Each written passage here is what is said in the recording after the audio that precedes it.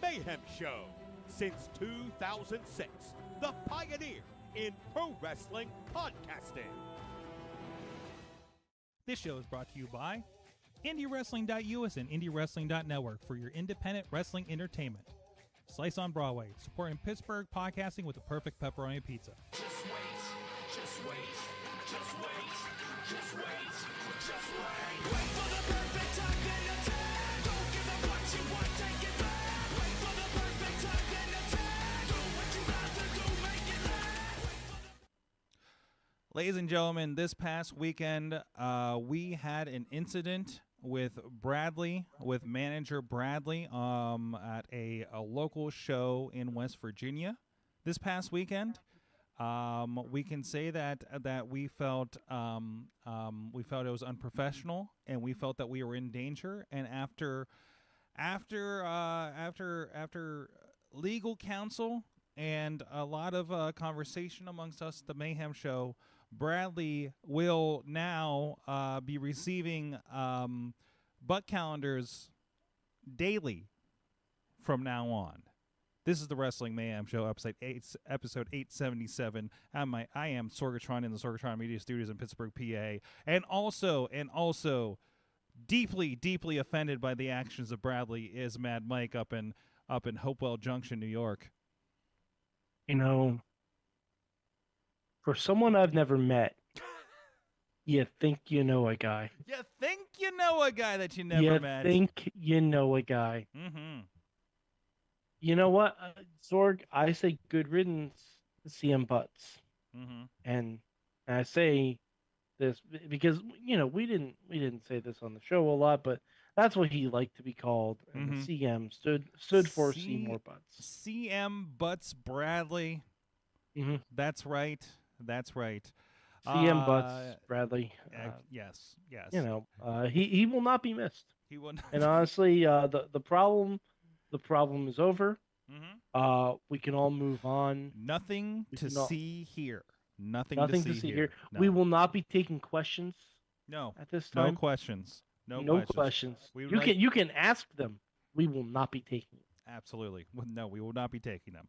Anyways, this is the Wrestling Mayhem Show, a special Monday. Happy Labor Day, everybody. Myself, I am actually going to be traveling for work this week. I'm heading out to Ohio, going to be visiting our friends at Honda at their plant and going to do some media work.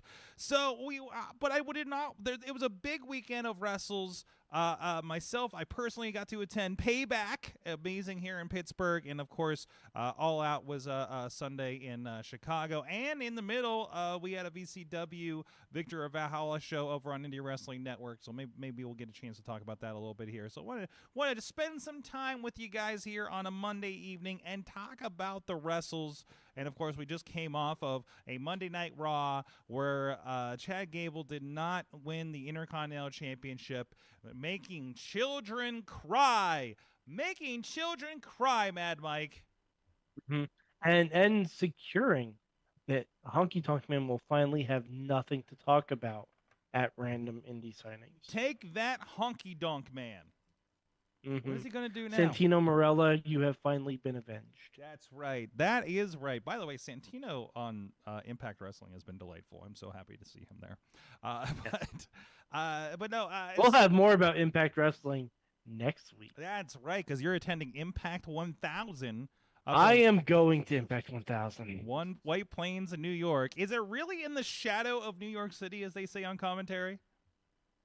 I mean, New York casts a big shadow. I guess if WWE says New Jersey's in the shadow of New York City, Impact is saying White Plains is in the shadow of New York City.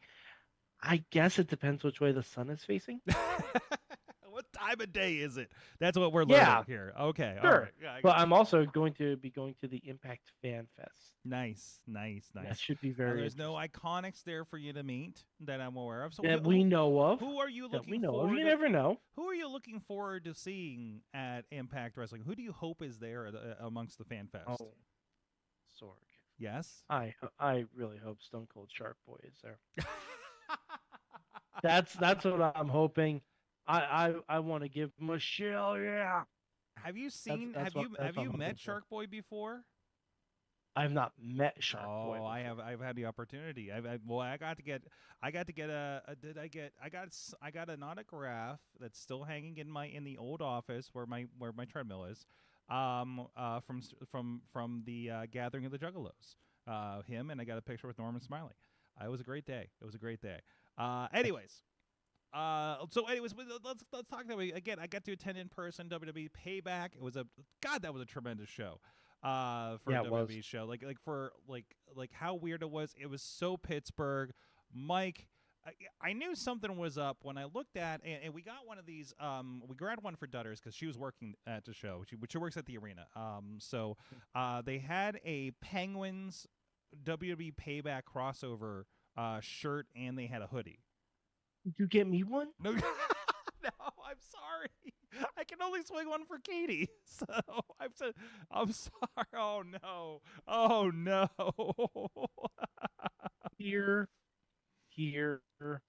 I'm sorry. Bells. Who knows? Maybe they'll be on shop. They might. Who knows? Or I'm checking right now. Maybe there'll be some opportunities. Who knows? They go deep with the Pittsburgh merch when they're there. We always have the Yinzer 316 shirts. They've had Suplex City ones for Pittsburgh before, of course. So I love the Pittsburgh crossover. WWE's going deep with the sports ball crossovers between this and the NFL championship belts. Shop is run by a sports. Oh yeah. As soon as I saw it, I was like, "Oh, Fanatics! This was a Fanatics connection, isn't it?" And and it's also probably one of the reasons why they went with Fanatics, because they can do deals like that, across the board, right? So business-wise, it's going to make a lot of sense. And I know the issues that we've talked about there, So and actually, since that, I got to say, I have not been dismayed with the quality of WWE, our $40 WWE shirts at the venues these days. But this is a nice. I kind of like this. Is the Payback shirt that they had. It was a nice. Basically, it's a Judgment Day shirt, right? And it's got the I was there stuff in the back. But it's not like as obnoxious as it's been in the past. Like it's in the logo, I guess. I don't want to turn around, but but yeah. So that's been I don't know. We just get the I was there shirt, maybe one other shirt every once in a while for the bigger events like SummerSlam and Mania. But it's just kind of the tradition, I suppose. So far, I am not seeing any Pittsburgh centered merch. No, probably not. I will keep looking. And they did do a shop and everything out. It looks like it was out in the. I don't know where they put it. They said in the plaza. Oh, I bet it was in the lower plaza. That's probably why I didn't see it. Anyways, what is this? Wait, Tina says day one they took down the Jacksonville Jaguars title. Are you kidding me? Are we going to be that petty about that? I mean, obviously. Yeah, I mean, it is wrestling. So, anyways, now I actually need to see if that's on there. I'm checking right now. I'm on Chop. I might He's as well on take a look. research right now. But Payback, we did have the women's. By the way, I gotta say, so as far as the in person, and I think I messaged you, and you've watched the show since. There is obviously. no Jaguars shirt. There is no Jaguars. There's no Jaguars belt. Oh, come on! There is not. Wow, I think it's in the commercial, isn't it? No, I swore it was. It definitely wouldn't be in the commercial. Okay, that's a No. interesting choice. Anyways, so I think I had messaged you because like we started the cage match and the crowd was just bonkers in there, right? And I messaged you to ask if it was coming across on TV. I know you weren't watching it live, but you did catch it later though. Yeah, I was able to catch the beginning of the cage match, and yeah, you guys came through. You were pretty loud. Yes. It was so like, and we were talking about it because it started with the cage match. I forget what was up next, but it just seemed like John Cena. John Cena was up next, so people were bonkers about that. LA Knight, which was just amazingly hot, and it did seem like it did dissipate a little bit after that, right? Until we got to the street fight, which of course had a lot of Penguins play. Mike, okay. this is for us in Pittsburgh and Mike apparently this paper. All right. So I'm wearing a shirt that is not a officially licensed shirt. Right. Of a very special moment at a very special show. Is the bloody Becky Lynch shirt? Yes. I need someone to make a shirt of bloody Kevin Owens in a Mario Lemieux shirt. In a Mario Lemieux, yes. Jersey. Yes, I need someone to make that shirt. I think I had screamed when we watched All In and Penta came out as Penta Obscura, and I was like, he has more costume changes than Beyonce. Never mind, because Kevin Owens had even more. Because he sported the Terry Funk shirt and then, of course, the jersey. But also, he dedicated to the jersey the rest of the night. And a very appropriate, and it's better be. I'm sure it's going to be on some kind of charity auction. Is the bloodied Penguins jersey that he wore during that match? So I might get it. Yeah. So I mean, it seemed very appropriate. It was a lot of fun. Holy crap, they went everywhere, and they were actually. He jumped off of the bottom of my section. So I saw that. Yeah, I saw that on your Twitter. I'm like, oh wow, okay. Yeah, I'm just like, oh, they're right in front of us. Oh, they're right in front of us. We weren't nowhere close. We were in a row U, so we were like 23 rows up from them, but still it was fun because the desk we got to see the pre-show desk like the whole time, and them doing that, and then of course the fight there. So it was fun. It went everywhere. It was a long fight. It got the crowd into everything. It was a lot of fun. I am consistently dismayed by we get to like Rhea and Raquel and Ray and Austin Theory, and I feel like we're like we're automatically getting boring chants. And that's unfortunate. It is unfortunate, and it's not a lot. I felt like there was a little bit more during like Rhea and Raquel, and tell me how those came off on TV too. And it made me think about like WWE. I feel that, and this is a conversation that's going to go with the All Out pay-per-view, because I feel like All Out, like I feel like the crowd was with it the entire freaking night. And I feel like when you go to an AEW, you're there for. I was thinking about this concept, Mike, and help me with this. Like, I feel like when you watch AEW as an AEW fan, you're there for the moves. And when you go to the WWE show, you're there for the spectacle of it all, which would be the cage match, the street fight, the Shinsuke and Seth Rollins match. You know what I mean? Like, I feel like when we get to a good match that maybe isn't over the top, I think they start losing the audience a little bit there, because that's not what they're there for the most part, right? And we say that WWE is the best produced, the spectacle of it all. I love to go to I want to go to a WWE show, not a wrestling show. Like, just like I want to go get Pizza Hut and not pizza. Like that's kind of my thought on that kind of thing. I don't know, how did those two matches come off on TV for you? I mean, there were definitely breaks in between. Like, just because, you're coming off of high highs with John Cena and with the cage match and street fight and all that stuff. Like, I mean, Rhea and Raquel seemed a little, I guess, long, Mm-hmm. maybe. Hmm. But in this day and age, I'm not going to complain about a long women's match. Um, I do think that given how long they've been feuding, that maybe there should have been something else extra to it and not just Dom being there. Has it been a feud? Yeah, pretty much. Yeah, remember Rhea was the one that took out Liv and essentially cost them the tag team titles and all that stuff. Oh, okay. But I feel like it's been Yeah, it's so been a whole thing. long. It's been so long. I feel like everybody's forgotten about that at this point, right? I mean, that's why they air the video packages. Yeah. Tina said that their match was almost 18 minutes, Mhm. which that seems like that they gave them time. They gave them I time. believe that's longer than any women's match on pay-per-view in AEW this year. It could be very possible. So and it didn't. I don't know. I can't say that it felt like 18 minutes, but Well, I mean, given that we had like all the other matches had like some kind of extracurriculars to them, true. it just seemed a little out of place. They were But they were just there. Those two matches were just there. yeah, So and also and they were just hot. I think they just did the Jey Uso segment. No, they did street fight, then the championship. I think, and I think maybe the Jey Uso was before the street fight. So Yeah. there's a lot of like big moments from this show. Like this was a very rockin' show as far as those things oh go. yeah, So, no, very excited about that.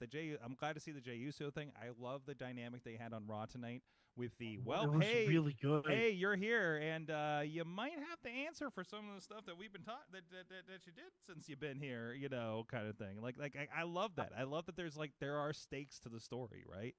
I gotta say, the Dom bit tonight was one of my favorites. Which part? Dominic just taking Jey Uso aside and just talking to him. The we're It's both very from good. broken family speech. Yeah, I Like I that thought it was great. that is like as good as the Christian Cage "How's your father" from the Scrum, right? It is. It's pretty good. It's pretty good.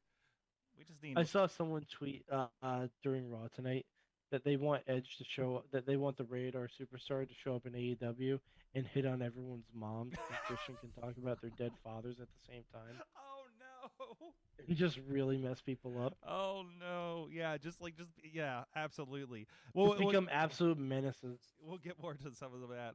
But no, that was very good. The women's match, amazing. Holy crap! Trish was like a pretty much retired Hall of Famer for a while there, and came back to have a killer match. The turn with Zoe was so good. Again, had the crowd in the palm of their hand the entire time. Did you see the picture of Trish after the match? Oh, I saw a little bit of it, like a real quick. I get Missy saw it and was commenting, and she's like, "Did you see that?" I'm like, "She's got a big goose egg and everything." Oh, there you go. It's not really. You can see the mark on her forehead. I know it's not. Yeah, I mean that's the real big thing is the mark on her forehead. Like, Absolutely, not but it's out But yeah. there. It's definitely out there. I'll see if yeah, I think I saw that on pull it her up here. Facebook page or something like that. like But it, yeah, no, they got messed up. it was fun. It was brutal and not bloody though, right? It wasn't like a crazy bloody No. one.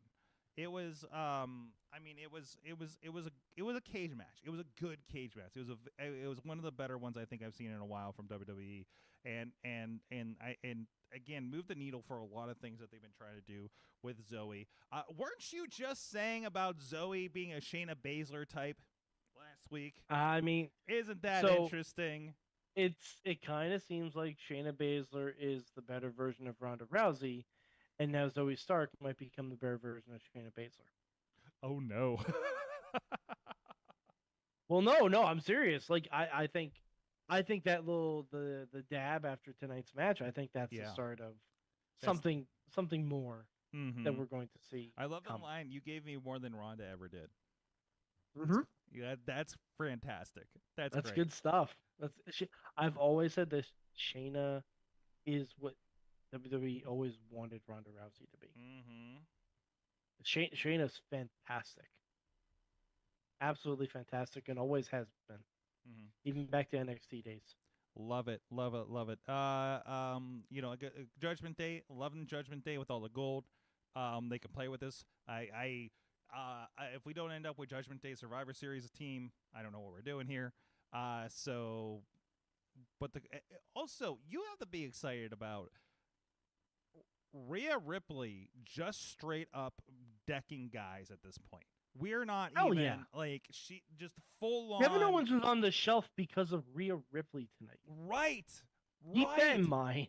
That spear through the barricade, like looked brutal, and that was before Rhea's match. Yeah, I'm just like, what? Like we're not doing this and they didn't really play up an injury. I think for the most part, did they during that match? No. I didn't. No, It wasn't noticeable in person, and I didn't know if audience would have put it over. But that's great. So the other thing is, I do need to go back and watch the street fight because I'm sure there is plenty of Pittsburgh references by Corey Graves.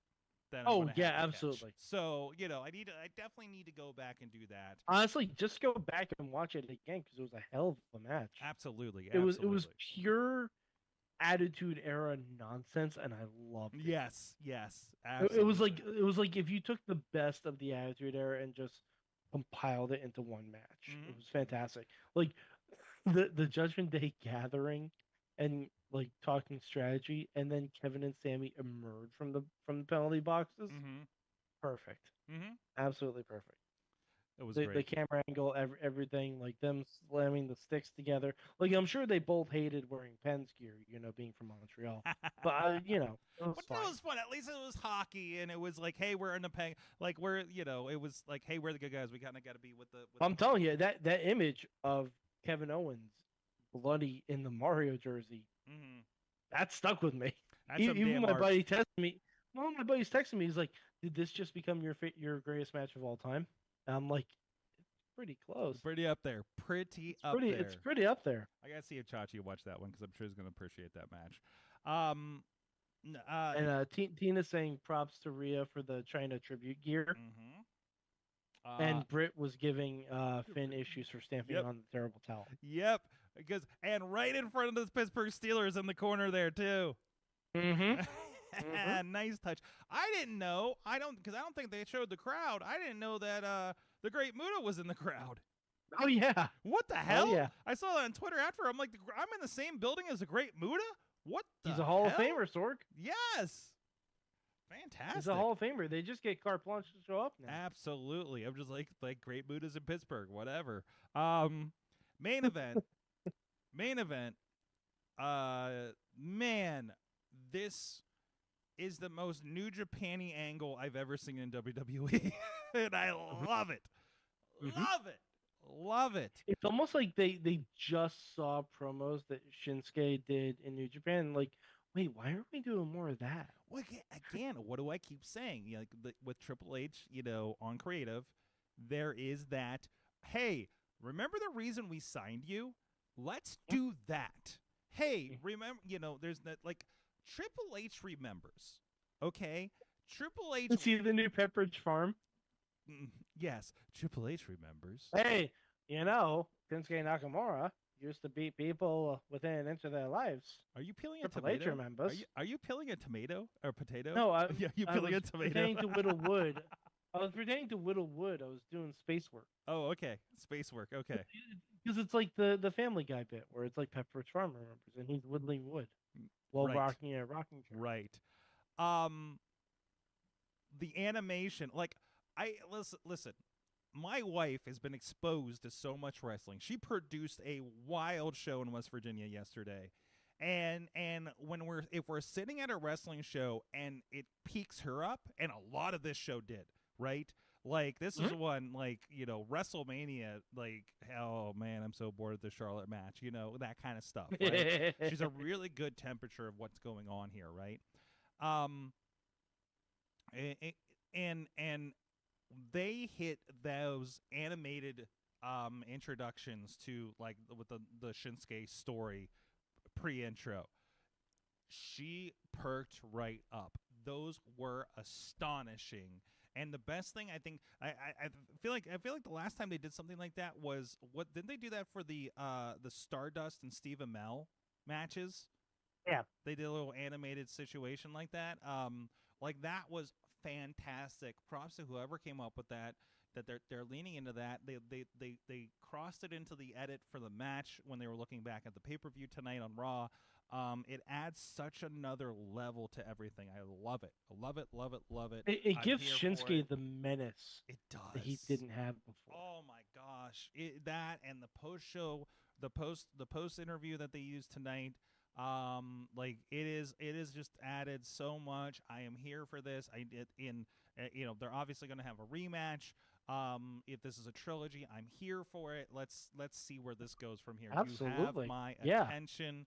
Seth is going wild. We got to get Ricochet. We got the great Ricochet and Nakamura match tonight. Like so much good is happening here, and the world title is what they needed on top of the Gunther stuff that has been fantastic, obviously, right? So really really fun stuff. WWE definitely on all censor. Any other thoughts from last night's show or from Saturday's show before we move on? I do have another thought from Raw tonight. I can't believe it's taken over 20 years for this to occur. Someone finally went full board on the John Cena being invisible bit. And then they did the whole motions. They did Sorg. All right, not only did they do the whole camera motion for the entrance, like the zoom in when John Cena talks to the cameraman, the one side, the other side, the follow as he slides under the bottom rope, the whole nine. Sorg, if you go to WWE's Instagram, they have a cameraman at the bottom of the ramp filming the other cameraman doing John Cena's entrance. No way. I swear to God, they do it, and it's the greatest thing of all time. Oh, I Like, love it. I was freaking out about, and a friend of the show, Tatiana, was also freaking out about on Twitter. So I sent her that clip, and she just freaked out even more. When you get a chance, can you put that in the Facebook group, please? Absolutely, when you have a moment. yeah. Oh, that's so good. Oh my God, I it's love so that, great. Like there is like a fandom that happens there. I love when they when the production people get to play, right? Especially something for like that, like they mentioned Stu. I think Stu is like the camera guy that does that motion or something, right? Yeah, Like, Stu is the guy that John Cena talks to. Yes, exactly. Because I've heard him. I remember calling him out by name before. So fantastic, good stuff there.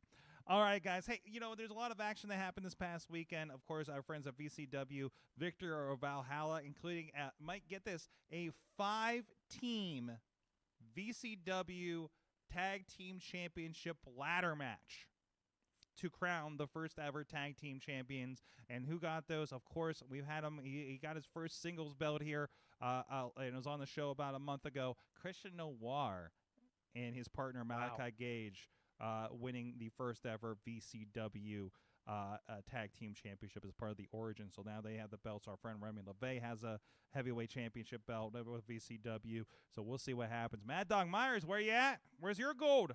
There's no more belts, but we'll see what happens there down there in West Virginia.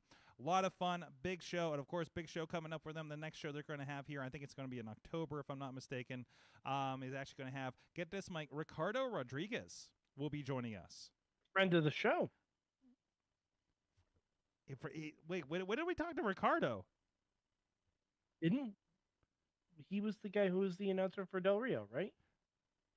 Yeah. We talked to him. I don't remember. Years ago. I don't remember talking to him. Years ago. Was that a you thing? No, LB asked him what sandwich would he be? No, I think you're thinking. No, wait. I'm thinking of Armando. Yeah. You're thinking of the guy with whom. My bad. I got my my managers conflated. It's late. It's late on a Monday.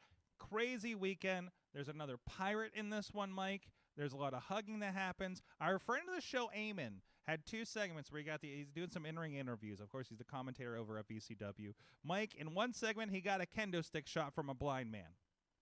That sounds about right. And then in the next one, he got hugged by a man with an eye patch. By a man with an eye patch. So actually, there's a theme. There's a theme going on. I was going to say, it sounds like Eamon is just getting put into wrestling Mad Libs. kind of at that point.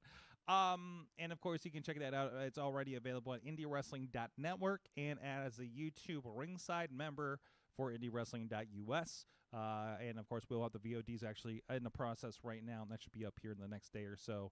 And DVDs will be available for purchase as well at indywrestling.us. Keep an eye out for that. So, Mike, I know you did not have a chance. It's a holiday weekend. I know there's a lot of wrestles. You did not get a chance to watch All Out. So yeah, I'm going to. I just haven't had a chance to get to it yet because, guys, it's a lot of wrestling. It's a lot of wrestling.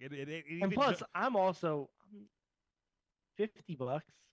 Yes, for $50 back to back. But again, if you're a fan of AEW, and there's some ways you can swim an ocean and pay a little bit less or whatever. Either way, let's say you got a lot of friends that you're watching that back to back weekends. I gotta say, so I'm going to tell you how this show went. Mike, one, you gotta get a chance to watch this show. The crowd, of course, Chicago's going to make this thing. I talked about like the people that are there for wrestling, people are there for spectacle. They were there for wrestling. Mike, they did Miro and Powerhouse Hobbs, and there was a meat chance. Oh, I heard. And there is now we are declaring a meat division at AEW. I mean, I'm all here for a meat division. As long as it's intergender and Nyla Rose also gets involved. Yes, okay. Nyla Rose versus Miro might be like if we were doing AEW Mayhem Mania, that might be my booking. Absolutely. Because the Twitter war alone would be stellar. Yes.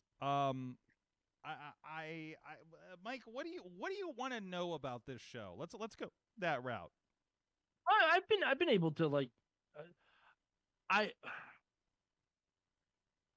So how much did Danielson look like he shouldn't be in the ring? Not at all. He commented afterwards about how he didn't use his arm. Mm-hmm. It was a strap match. It was a brutal strap match. It was one of those like not as bad, but it feels like the old like Piper. Feels like the Piper Valentine kind of oh god, okay. Dog collar match kind of situation. He was okay. It is and I'll caution you because I know you have a rough spot with Brian Danielson and a lot of these really kind of vicious matches with it. I think it was the things they were doing look. I think it's one of those things where things that are happening look brutal but are not as brutal as they seem. Yeah, I mean it's Ricky Starks. So I'm not exactly expecting. Yeah, I mean it looks like he is wailing him with the strap up the side of the head. Okay, so but again, like I mean, the magic of wrestling. I'm sure that's not a full on situation, but still, like the fact that he protected his arm that was not fully healed. Was really impressive. He said he mentioned in the presser, like he's like, hey, did anybody notice? I did think it was interesting that when Danielson came out for the contract signing on Collision, Nigel McGuinness said, "Oh, now you can wrestle," which. Yeah. Yes. I mean, but this is also Brian tagging in for his difficult situation, right? Oh, yeah. No, it definitely is. And it's somewhat hot tag. And you can definitely you can play with that with Nigel. Like, hey, you ducked me. Yeah, I don't know if you'll be able to delay it all the way to All In next year, but maybe they'll do something else with it. Who knows? So there's a door open with that, right? That they can do Forbidden Door? Maybe a Forbidden Door, maybe a Wrestle Dream. I don't know. Maybe a Grand Slam. Maybe a Slam of Grandness. Who knows? By the way, yes. TK, I know you watch. I know you don't listen. Listen to this one thing. Please have Eddie Kingston beat Claudio for the gosh, please. I don't ask a whole lot. What a match. I don't ask a whole lot. Mm-hmm. That's what the people want. I am a New Yorker. Yes. That's what we want. Mm-hmm. Give the people what we want. I love that. Just for once. I loved our Samoa Joe against friend of the show, Shane Taylor. Very good look. Just punches to the face for 5 minutes. Oh, yeah. Fantastic. the push to MJF, throwing back to the push from NXT. Apparently, they're going to be addressing that on Wednesday. I'm sure they probably will be. I'm sure Max man. is just going to be absolutely fine with it. So interesting, so fun. No, it didn't feel like a typical, like it felt like All In definitely felt like a superstar show, right? And this felt like the wrestle show. You know, it was not that there didn't feel like a wrestling show at All In, but still like for whatever happened this week, this was the proof of like, we're going to make you fucking forget about this guy. We're going to make you forget that Jack Perry's not here, okay? And we're going to put on the best damn wrestling show, and everybody brought it, okay? And you know what? You know what I didn't think once during that show? Where's Jack Perry? Okay? Where's Jack Perry and how's his father? I don't know, and I didn't care for an entire evening watching this show. Okay, I even watched Zero Hour. And does Jack Perry share a bank account with his mother? Yes, exactly. Yeah, never thought that once. No, never thought that once during this show. While Powerhouse Hobbs and Miro were just slapping meat, somewhere Big E is smiling because he got Joe and Shane Taylor and Hobbs and Miro. My God, that is a happy man somewhere watching this show, right? So. CJ Perry. I want a big meaty man battle royal. Big meaty man battle royal. TK loves his battle royals. He does. If we on Dynamite have a big meaty man battle royal and the winner faces John Moxley, I'd be all for it. The winner faces give me your Miro, Mm-hmm. Give me your Miros, give me your Shane Taylors, give me your Samoa Joes, give me both guys from Bear Country or whatever their fucking new name is. Mm-hmm. Give me Brody King. Mm-hmm. Just give me everyone who tilts the scales at 300 pounds. Yes. Or who is above, or basically whose height can't be taught. Well, okay, just put every one of those guys in the ring at the same time. There was a promotion we worked with a few years ago, and every year they had this tournament, and it would be a different theme for the tournament every year. And the first year I worked with them, it was a meat tournament, basically, right? It was like Beast Man, and I don't think Brohemoth was part of it yet, but it was all just big dudes like that, right? Like Billy Ruxpin was a part of it. That was it. It was just I think you had to be over 300 pounds to be part of the tournament. Like, let's just do that, right? Yeah, I mean, we might as well. Like, honestly, big meaty men slapping meat it's something that can't be contained. Mm-hmm.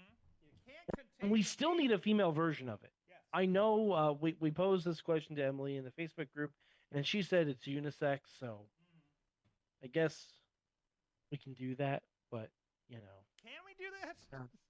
I don't know.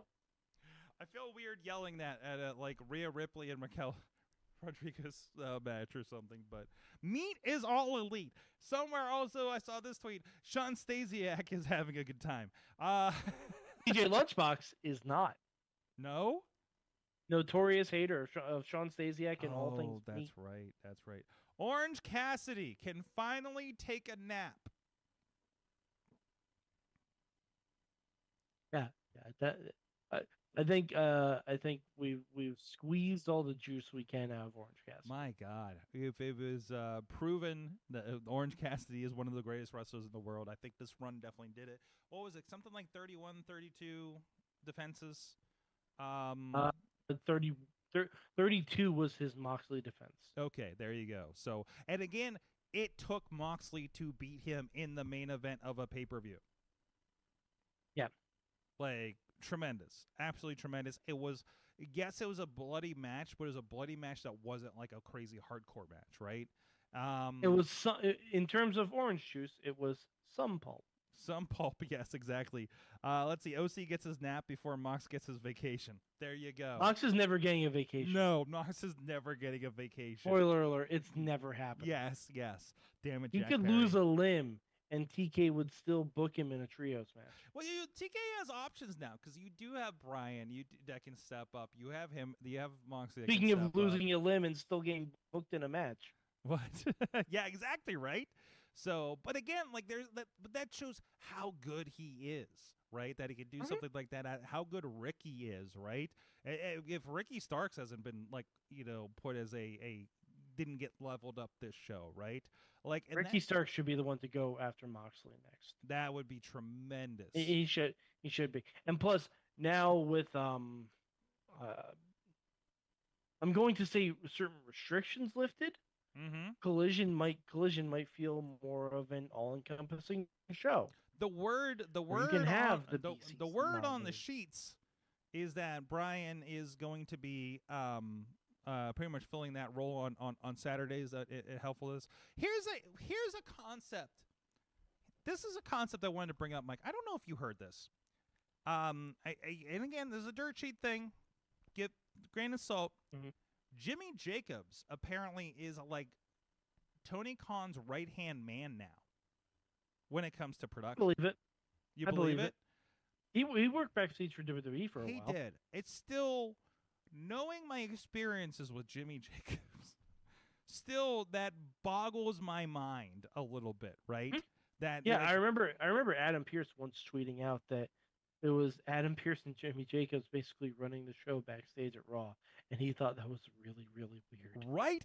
It is. It is. I've had a particularly weird lunch with Jimmy Jacobs once that it's still like is seared in my brain. And knowing that guy has been in the positions of power on like every major wrestling show at this point, because he was really big in production with Impact over the last several years too. Well, not the last, but previously. It's very, very interesting. But again, he's one of those. Jacobs definitely, the conversations about him with some other people that know him very well, he is kind of one of those creative mad geniuses, right? And that's amazing that like he's a part of that, and good for him, but it still just boggles the mind. But also, as I think I tweeted at some point from the Mayhem Show account, I want like a Jimmy Jacobs and Tony Khan like buddy cop reality show of some sort. Like TNT, I think you got your next drama right there.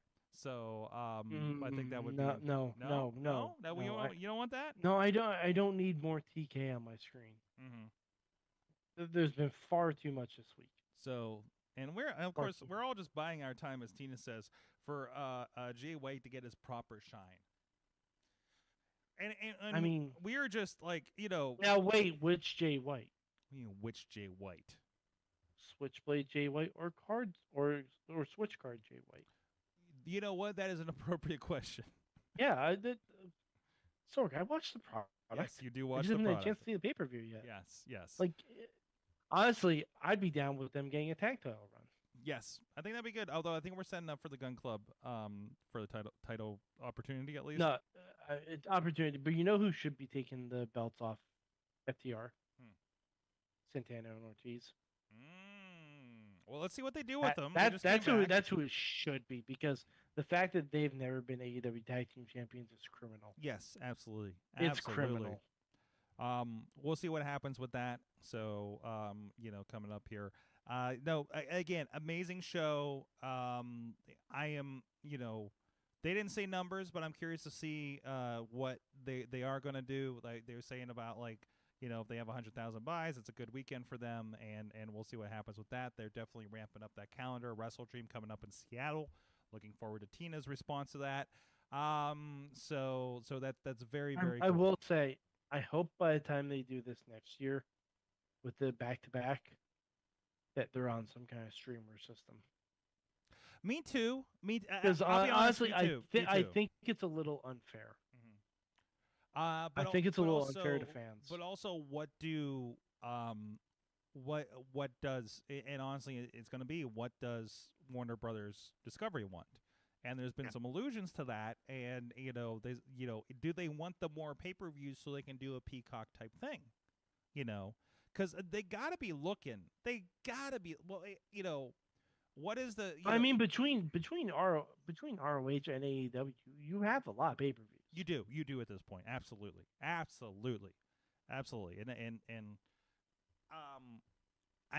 curious to see how that goes. How does that sustain, right?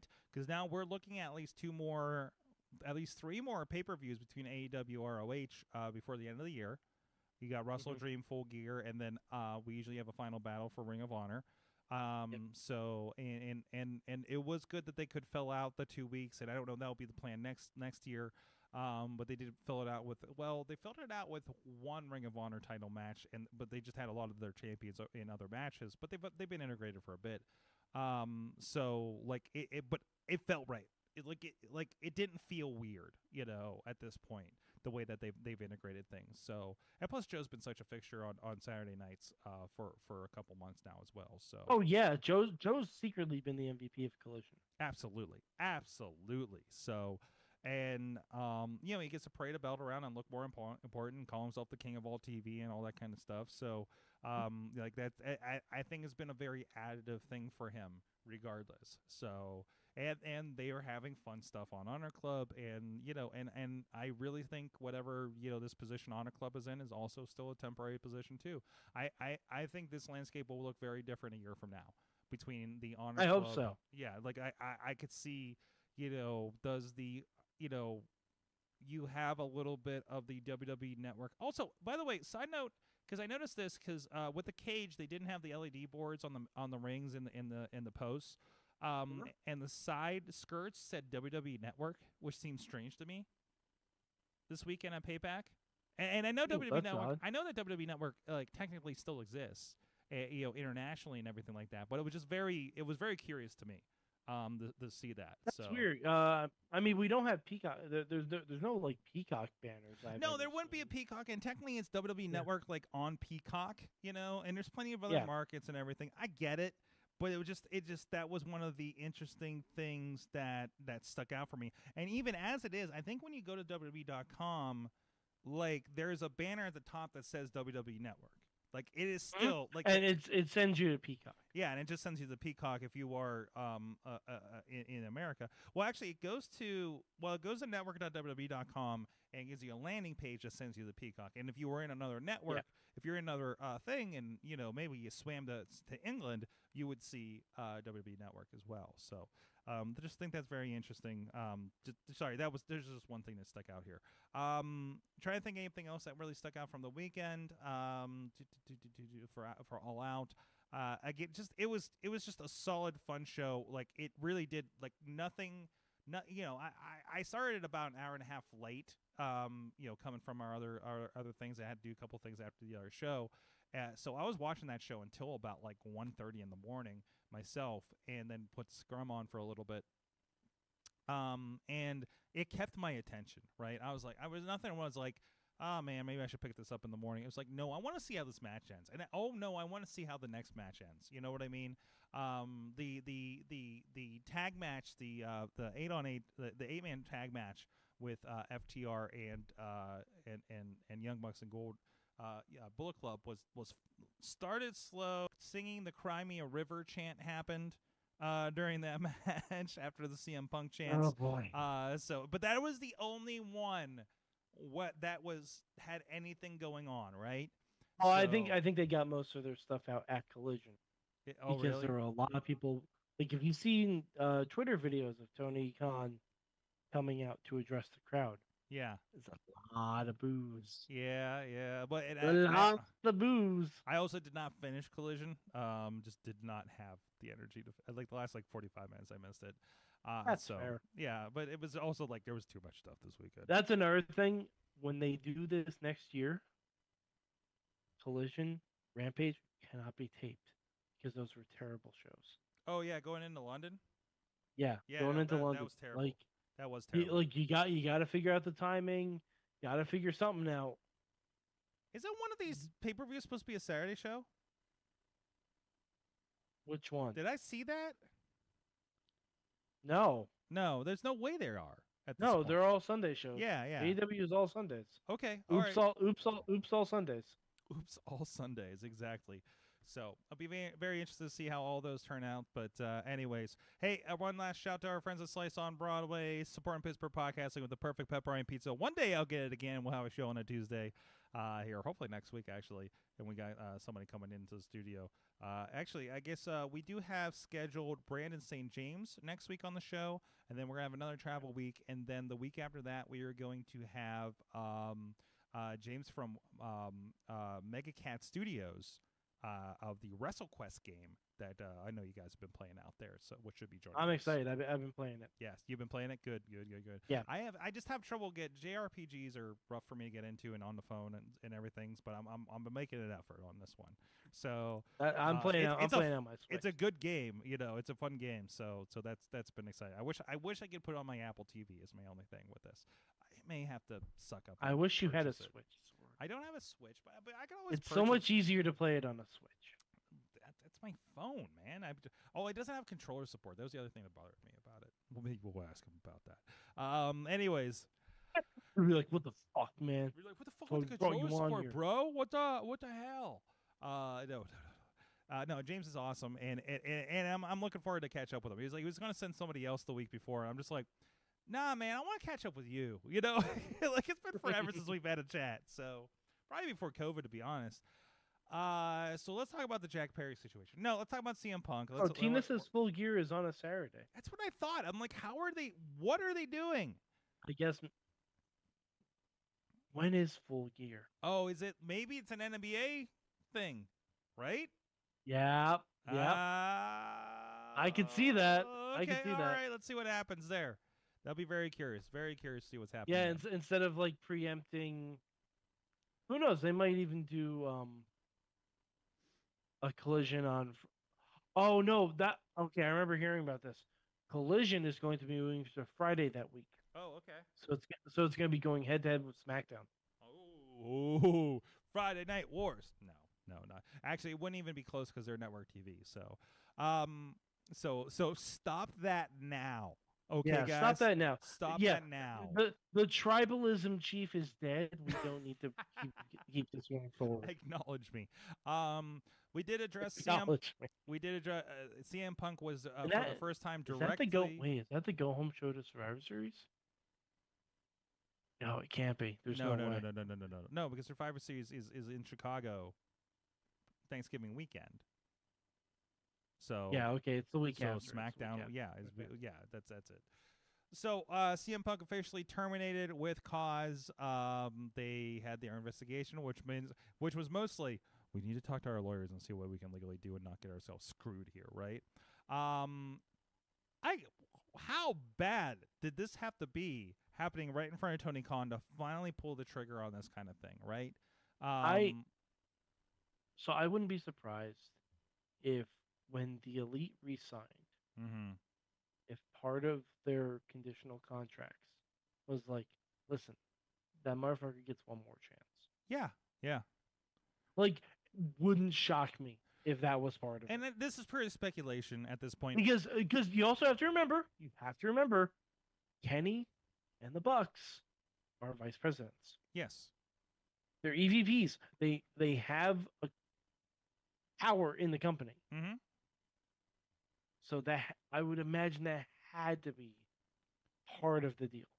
And that this happened, and also that this happened where it happened, when it happened, on the biggest show, and was allegedly such a physical encounter. The like a lot of that language in that statement on Saturday night was that real weird. It was real weird. Like felt unsafe for the production and the talent and the staff. It was like, what in the world happened, man? Like, we're hearing reports, we're hearing versions. It was a scuffle, a headlock, that kind of stuff.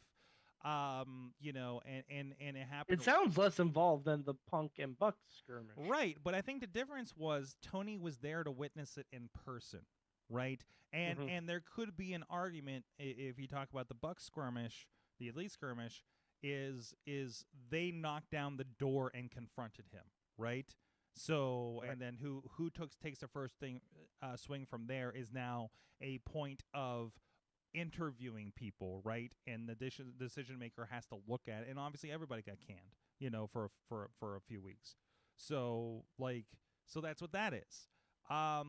This was like, and again, I think it becomes that thing where it's like, as everybody's kind of saying, it's like, hey, maybe it's you, dude, right? Because we don't hear this kind of stuff, haven't heard this kind of stuff of other members of the roster consistently having these kinds of issues, and it sounds like this guy is. Interesting. I had a comment on a TikTok from about October of last year of Bradley talking about CM Punk is still not happy for all the money and fame that he has, and that I think that's appropriate for this, right? There's people asking, and I think it was comments on some of the stuff that we put on the group or just generally Twitter chatter is like, does he go to WWE? Will WWE have him? If WWE thinks they can make money about it and they can put him in a silo, they've done it with Brock Lesnar. Yes, I think they would. I don't think it is outside the realm at all that CM Punk shows up. It's not like CM Punk's going to be there every week. Okay, CM Punk's going to show up and do a Saudi show or WrestleMania, and they're going to make their money. Okay?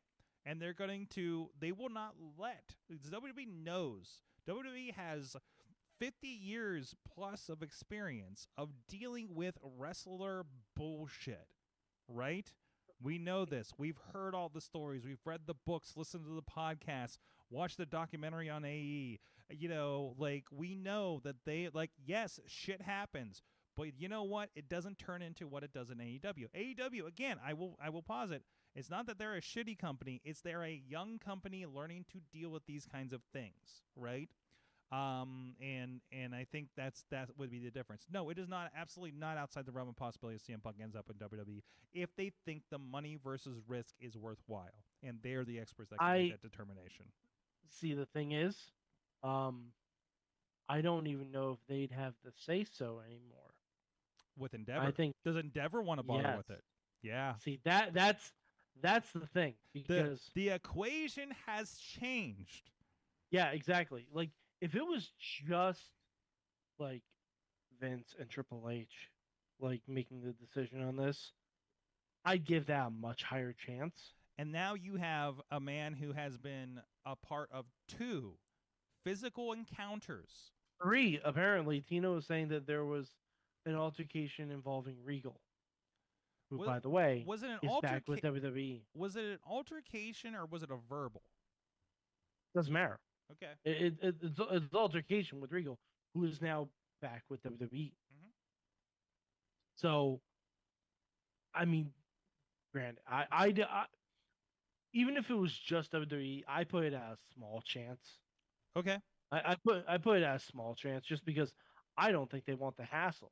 Yep. I don't think they want, because Brock Raws. Yeah. I don't think CM Punk draws any. Not to that level. Not to that level. Well, I mean, unless they very specifically wanted to go to Chicago and blow the place up. But also, I think WWE's which, not. By the way, Sorg, guess where Survivor Series is in Chicago. In Chicago. Ooh. So we may test. I don't think this is happening. We may test this theory very soon if there is a theory to test. And who knows? We don't even know what the deal of his termination is. No, absolutely. Is there a no compete? Is there anything like that would come up? Anything like these works? Because if it's a 60-day or a 90-day no compete, well, that throws Survivor Series out the window. Absolutely. No, that throws the Rumble out the window. Yeah. Or close to it. Yeah, but not a 90, but if you had like not a 90, yeah. But like, I truly don't think they'd want the hassle. And especially like with Endeavor being involved. If you Google CM Punk right now, it's going to be got into backstage altercation with Jack Perry, got into backstage altercation with the Young Bucks. I don't think they want that hassle, because that's like inviting chaos into your locker room, and not even chaos that makes you good money. For what you would have to pay CM Punk to probably come back to WWE, that juice is not worth the squeeze. Now, if Collision ratings had stayed where they were at when they had their debut episode, if they had stayed fairly regular at that point and showed that, okay, he's a consistent draw, but instead Collision ratings just plateaued, just went down and plateaued with him. With him on it, like with him being not only on the show, but the focal piece of the show. Like that was CM Punk's show. So- It just was. Like you can say other people had a part in it. Sure. That was CM Punk's show. And with like we found out how many CM Punk fans will tune in every week, and it's about 350 to 450,000. Yep. And So it was fairly consistent. You're telling me they did the market research for WWE at that point. Yeah, I mean, like I said, if it stayed consistent or God willing gone up, Mm-hmm. then maybe we're having a different conversation. But he's shown that like Tony Khan put everything behind CM Punk on that show, Mm-hmm. and they still couldn't jack up the ratings every week past that debut. Like I think that's more of an indicator for me Mm-hmm. than he wouldn't be showing up. Will be interesting to see how that rolls out. You know, is the drama over? Can we concentrate on the wrestles with that? I'm sure it'll be fine. I'm sure we won't even talk about Jack Perry for the next few weeks. Unfortunately, we won't because he's also been suspended indefinitely. Yeah. He had a hand in that. Which so. honestly, if AEW was stupid and got rid of Jack Perry at the same time, that's someone who I'd love to see in WWE. Mm-hmm. Mm-hmm. Are you kidding me? Jack Perry versus The Miz? Sign me the fuck up for that. That because The Miz saying he's an A-lister, Jack Perry, Mm-hmm. talking about his fault, that'd be fucking perfect. Mike in chat room, what'd you learn from wrestling this week? Oh boy, what did I learn? Oh, so I learned that John Cena has finally found his niche in Hollywood. Okay. Sorg, I saw Vacation Friends too. There's a sequel? There's a sequel. I need to watch the first one. Shit. And oh my, Sorg, give yourself some time. Mm-hmm. Make it a back-to-back night. Mm. Make it a back-to-back night. Get Missy. Tell her we're sitting down. We're watching the Hulus. We're watching John Cena. Hey, sign up. I love my Hulu lap, so that's the first thing. Get the Disney Plus bundle then. Mm. It's good. Okay. I like it. Okay. Anyway, but John Cena as a meathead who does coke and drinks heavily, but is also the softest puppy dog in the world Mm-hmm. and will randomly speak Korean to business people. That's his wheelhouse. Love it. That's his wheelhouse. That's his and niche. That's his typecasting. Like it's funny, like we were watching it and he just started breaking out like Korean, talking to a Korean character in the movie. And my wife was like, "Oh no, what the hell's going on there?" I'm like, it wouldn't surprise me if John Cena actually knows Korean because Mm-hmm. dude's already semi-fluent in Mandarin. Absolutely, absolutely. I mean, well, I'm sure. Yeah, he's at least the that part of the language world. I guess. So Mhm. yeah, absolutely. But what I learned, Vacation Friends 2 is fucking hilarious. Good. You should absolutely go see it. Tina, And you don't have to go far. You have to go to your couch. there you go. Tina says two things. Max Caster likes eggs. Mhm. And Athena and Billy Starks is my favorite odd couple right now. It is pretty fantastic. Excellent. Basically, Mike, I don't know if you've seen the background on this. It's on Honor Club, so I know it's under a. Yeah, I have not. It's in the Mad Mike Wrestling Fog of War. So basically, fights Billy Starks in a Proving Grounds match. They have their match.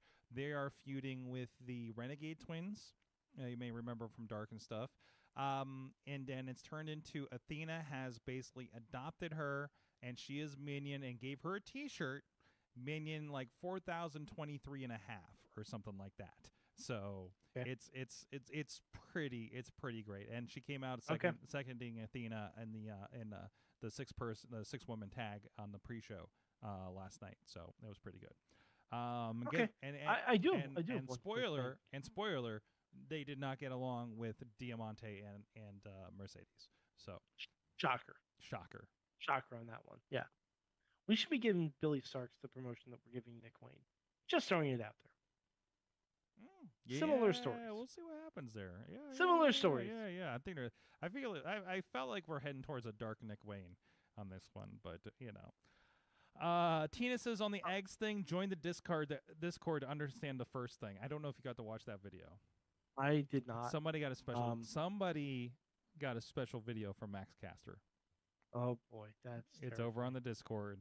It's okay under the AEW feed. Sorg, I did learn one other thing from wrestling. So I got my new couch this weekend, and it has speakers in the armrests. Okay. And a subwoofer in the couch. And let me tell you, I turned on Collision. And Kevin Kelly. No, Daniel Bryan's music, or excuse me, Bryan Danielson's music, reverberating through my body, just slaps. Nice.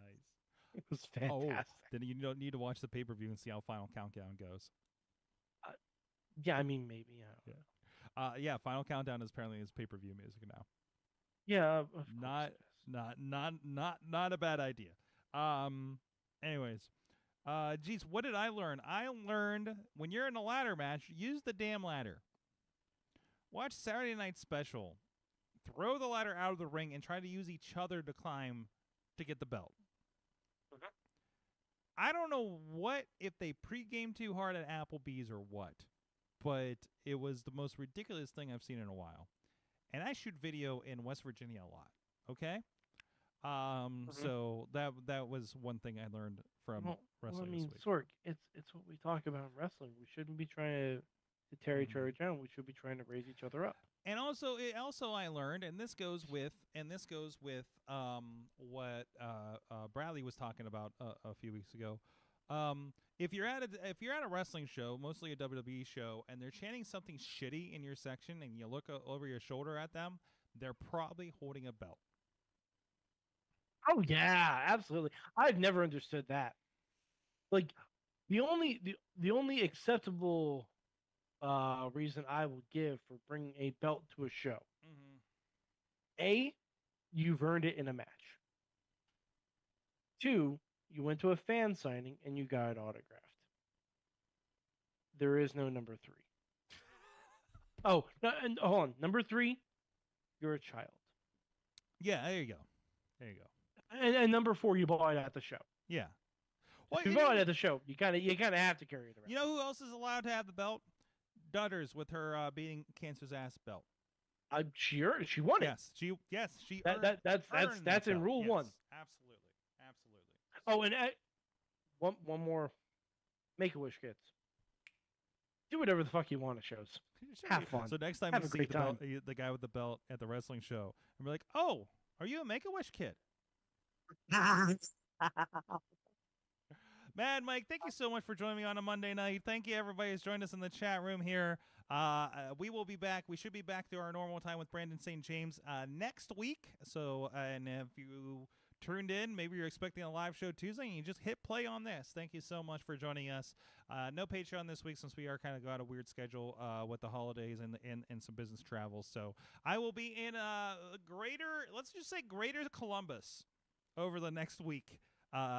Filming some Baja cars and things like that with our friends at Honda. And, of course, some of our friends will be up filming Revenge Pro this Saturday in Erie, Pennsylvania. We'll be returning live. I think everybody's cleared their COVID cards.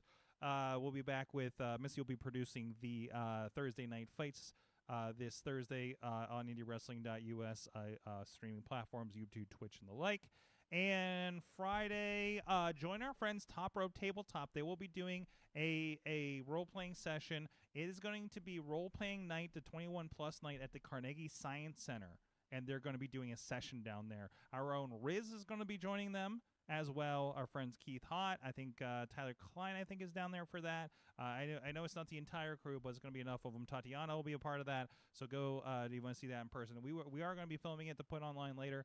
But again, if you're in the Pittsburgh area, these 21 plus nights are fun. I went for the Back to the Future night before COVID, and there was like 3 DeLoreans out front. It was fantastic. That sounds like a lot of fun. It was, and the Carnegie Science Center is like that. Like it's the Science Center, and then like there's like kids area. They open up the kids play area for you for all the adults, and there's that sounds great. And there's drinking and everything like that. It is fantastic. Because I've been going to the Carnegie Science Center since I was a kid, and it was so cool to go there for a 21 plus night. I've been wanting to go to that one again. So I've been pronouncing it wrong since you were a kid, but that sounds great.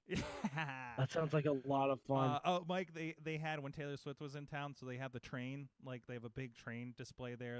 Christmas is a big deal. Yeah, no. Butter sent me all those pictures. Yeah. So they Butter sent me every single one of those pictures, and I sent them to my sister-in-law, who is a big Swiftie. They put Taylor Swift eras like throughout the train display, like mini Taylor Swift.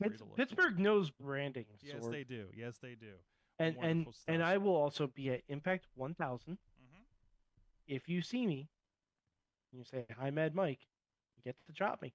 There you go. Those are the rules. There you go. Thank you guys Those are the so rules. much. I'll be the one wearing the inspiration shirt. This has been your Wrestling Mayhem show. We'll see you guys next time. Mayhem out. Just wait, just wait, just wait, just wait. Wait for the perfect time, then attack. Don't give up what you want, take it back. Wait for the perfect time, then attack. This show is a member of the Sorgatron Media Podcast Network. Find out more at sorgatronmedia.com.